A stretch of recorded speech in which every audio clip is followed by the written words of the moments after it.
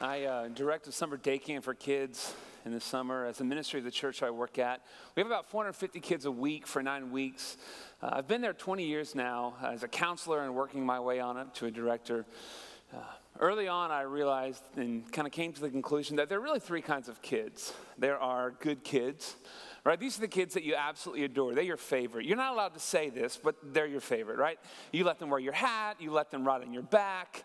Like you would work with these kids for free. The second kind of kid is the bad kid, right? These are the kids that make your life absolutely miserable, right? These are the kids that make it so where you're at 8 o'clock on a Friday night in the summer and you're going to sleep and you're okay with that, you know? Like they don't pay you enough to work with these kids. The third kind of kid I lovingly refer to as the weird kid. Do you remember this?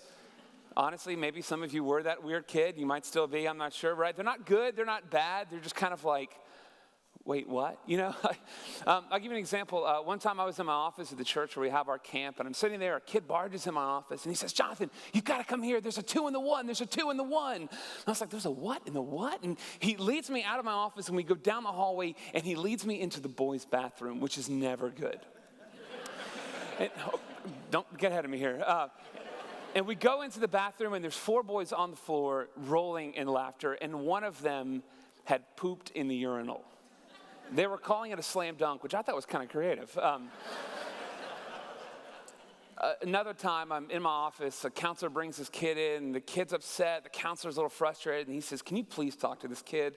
Kid sits down, and I said, "Buddy, can you tell me what's going on?" He said, "Man, I'm tired of the way I'm being treated at this camp."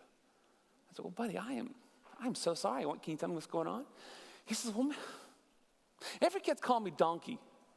I was like, "They're calling you donkey?" Like, it's not the worst thing in the world. It's a little odd. But I knew this kid well enough to follow that up with this question. I said, "Are you doing anything that might lead kids to call you donkey?"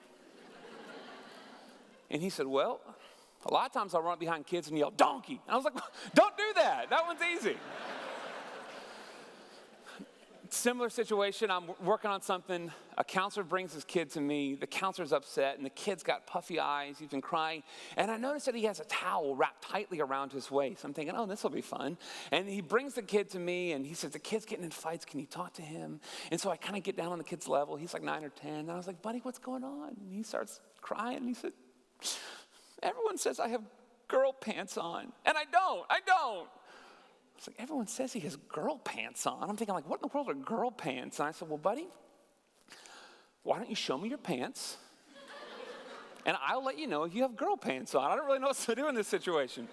So he kind of looks around, and he takes his towel, and he just kind of like flashes it real quick and closes it up. And I realized that he's wearing jean cutoffs. And I was like, "Buddy, those are not girl pants. Those are called jorts. They're cool. Like, all the guy counselors wear them." He's like, "Yeah, but like my friends say they have girl pants on, and my sister says I have girl pants on, and I think maybe I am wearing girl pants." And he just loses it.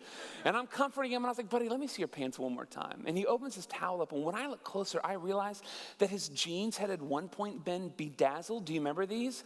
But someone had picked off all the dazzles, but there was still glue residue in the shape of hearts and swirls. And they had also missed a couple dazzles. And it hit me, he is wearing girl pants. Now, I can't tell him that. And I was like, "Do you have your bathing suit in your bag?" He's like, "Yeah." I was like, "Well, put that on." And there's just no more worries. The story I really want to share with you is about one of the bad kids. We had a kid at camp one time. His name was Joey. And Joey was like poster child bad kid. I mean, the levels of creativity this kid went to misbehave was like almost applaudable. Like, it was impressive. And one day we were having a carnival at our camp. We've got games and rides kind of laid out on the lawn. And we had rented a dunking booth. And if you know anything about kids, you know that no kid wants to be the ball thrower. Every kid wants to get dunked. You know, like, why would I not want to be getting wet in this situation, right? So we've got a line of about 50 kids behind the dunking booth, and counselors just sitting there throwing balls, hating me for not having a pool. Dunking kids. Well, Joey gets to his turn. He climbs up the back of the dunking booth, sits on this chair. Counselor throws the ball, drops Joey into the water. Now, whoever had designed this dunking booth, they had put a window on the front of the dunking booth, so when someone falls into the water, you could see them splash and their kind of face react to it. Well, when Joey hit the water, he turned around and mooned everyone through the window. Like little girls are screaming. Like guy counselors are holding back laughter, and we're all like, oh, of course, it's Joey. This is what he does, right?